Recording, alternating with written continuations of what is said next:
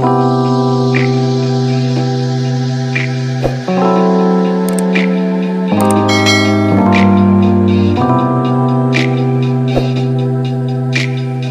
dear Pisces. I am Jamie Dawn, your evolutionary, revolutionary astrologer, bringing you your July 2021 horoscope.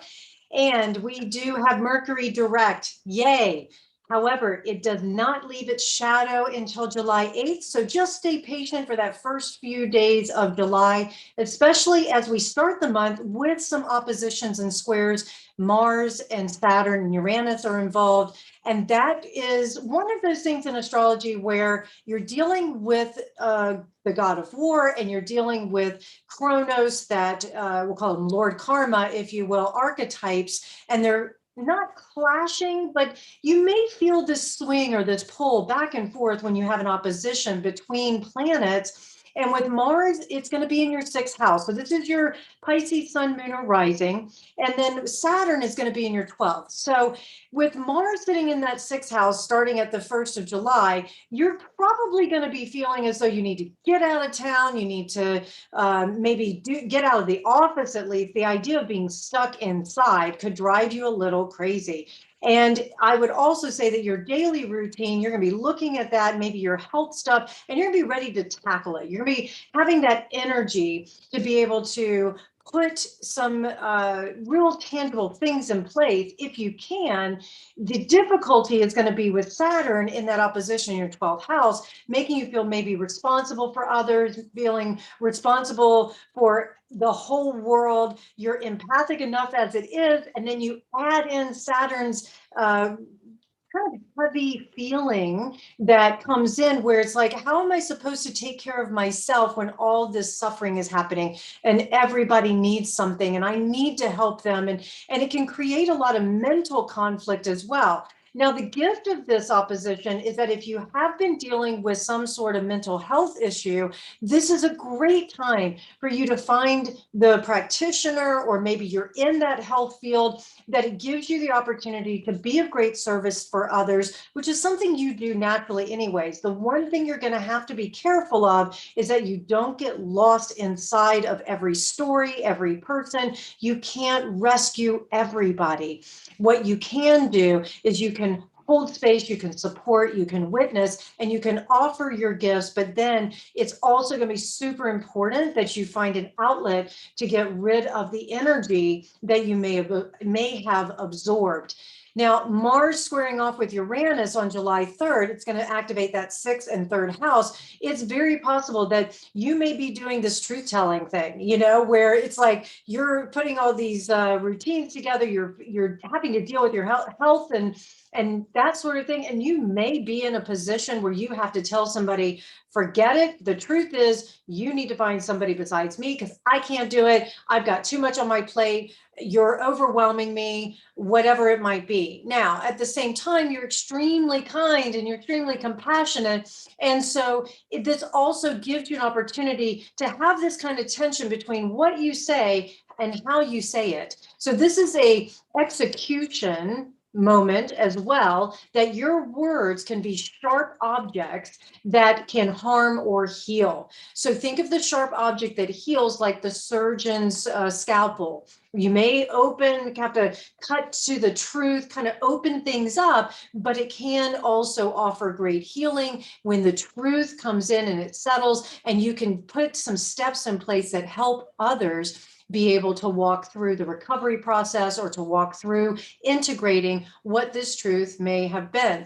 The other thing that you have is the sun squaring off with Chiron on July 4th. This is in your 5th and 2nd house, indicating that it's possible you may have some conflict in your what you find is pleasure, because your income or the possessions you have may not be as available to you, or your partner, if you are in a romantic relationship or partnered with somebody, that they may not feel as generous. They may feel a little more serious about things, but you're wanting to get things done. You're wanting to just have some fun and say, let's get out into nature. Let's go by the water, that sort of thing. And so there may be some conflicting conversations or decisions that are coming up for you to work through. It is July 4th. It may be something as simple as, let's go watch some fireworks. Well, I don't know. I'm a little still afraid of COVID. Not sure what's happening there, right? Or I don't know if we have the resources in order to pack up a picnic and travel and that sort of thing. So whatever it might be, it is an opportunity for you, if you're willing to stay in it,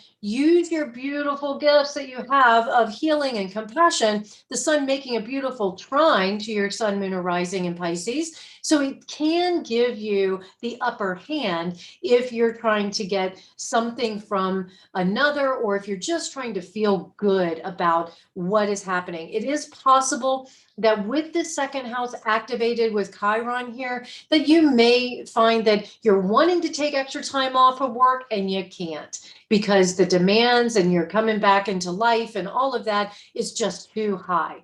So definitely give yourself some space and grace, and others as well as needed. You have a new moon in Cancer on July 9th, activating that fifth house some more. Mercury's out of shadow now. Yay! And Mercury is still in Gemini, but it will move into Cancer on July 11th, further emphasizing this fifth house. So I would imagine after you get through the first week of July, you'll find great pleasure, great nurturing, there's going to be a lot of emotions involved, especially because we're dealing with water here. But what you can find in a new moon is that you get these intentions around, where can I express my creative gifts? Where can I have some fun just for the sake of having fun? Put on this little mindset of the teenager. Think about this. You have had your experiences, you're now you've hit your puberty, and you're ready to connect, and you're ready to be with others, and you're ready just to kind of find your groove. That's what I sense this new moon will offer to you. It gives you a chance to look at a skill, or look at something that gives you pleasure, look at something that you just do for the fun of it, and then you get to communicate, and you get to make decisions around it, and you get to connect with others that give you that joy, that sense of upliftment. This is also a great time for you Pisces who are single to connect with someone new and taking your time. But I sense that the energy is going to flow quite beautifully, and that you are going to attract to you someone who is maybe in the workplace, maybe it's somebody who you see on a daily basis, and you just haven't had the courage, or they haven't had the courage to approach you.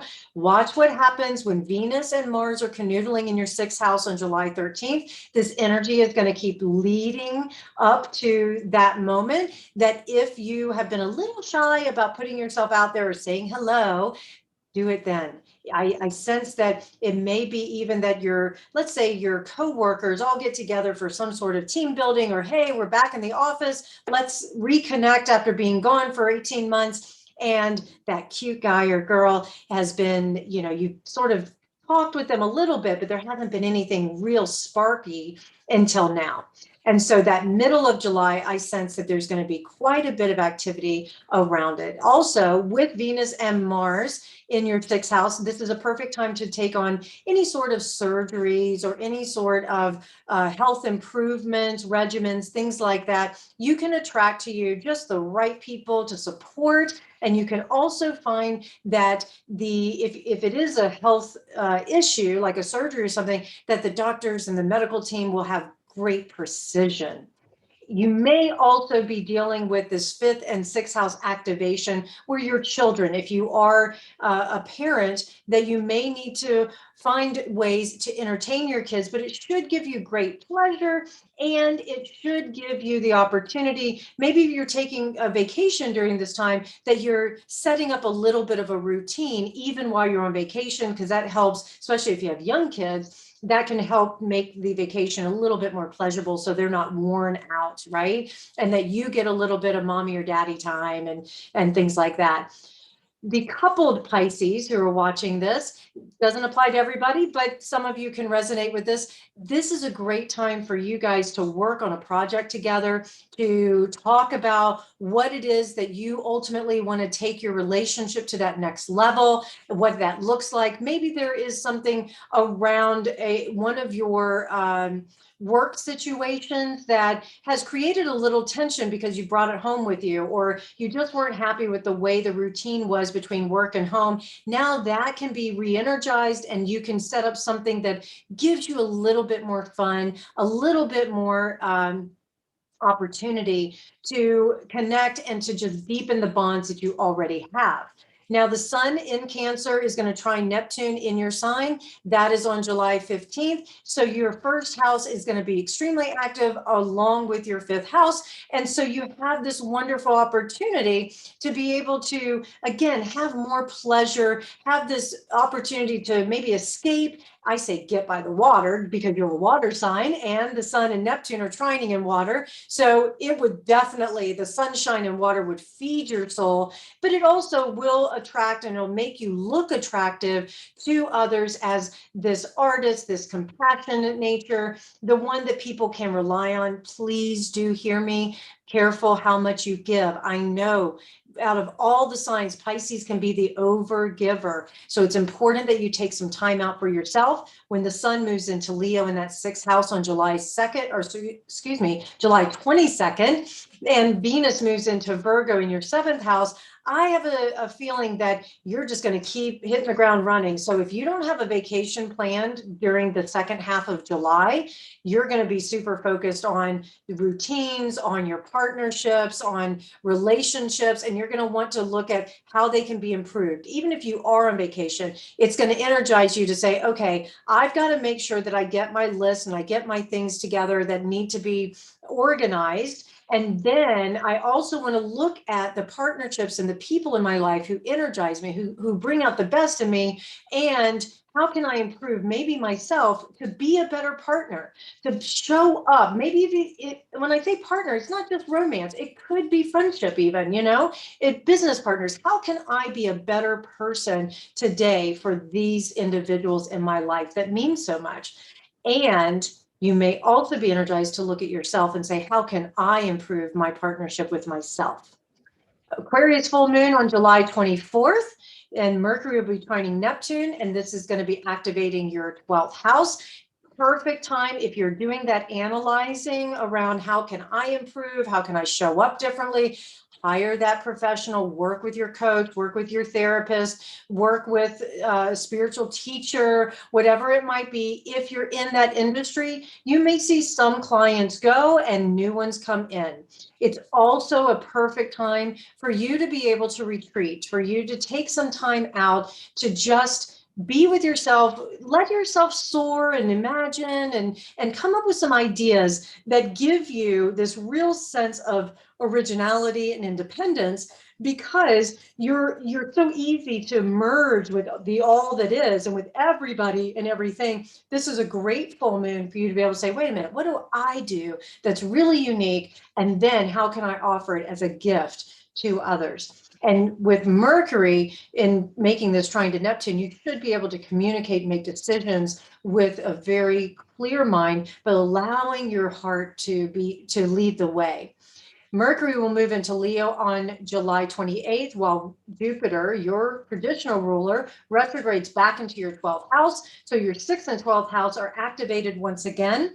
This is going to offer you an opportunity to be able to withdraw a little bit. You may feel that push and pull between all the things you have to do versus what you need to re-energize yourself. It is possible that during this transit, you could feel a little exhausted. However, if you're willing and you're able to put that organized mindset and you get your daily routine sorted out, then you can find pockets or block out time in which you can retreat, in which you can take care of yourself. Mars enters Virgo on July 30th in that 7th house, giving you some dynamics around improving your relationships, but also maybe fighting for one. Maybe you're coupled, or maybe you've made a decision about who you partner with and others don't line up, or maybe there's a cause that they really want you to champion for them. It is possible too that you may have to fight that negative mindset, where your circus monkeys running around in that circus tent go a little bit overboard. So do watch out for that negative self-talk. But we'll talk more about Mars and Virgo in August as it just starts to get into Virgo at the end of the month. All right, Pisces, I certainly hope that this helps. Please like, subscribe, share, comment. I look forward to connecting with you. Find me at jamiedon.com. And thank you for just being the amazing Pisces that you are. Take care, everybody.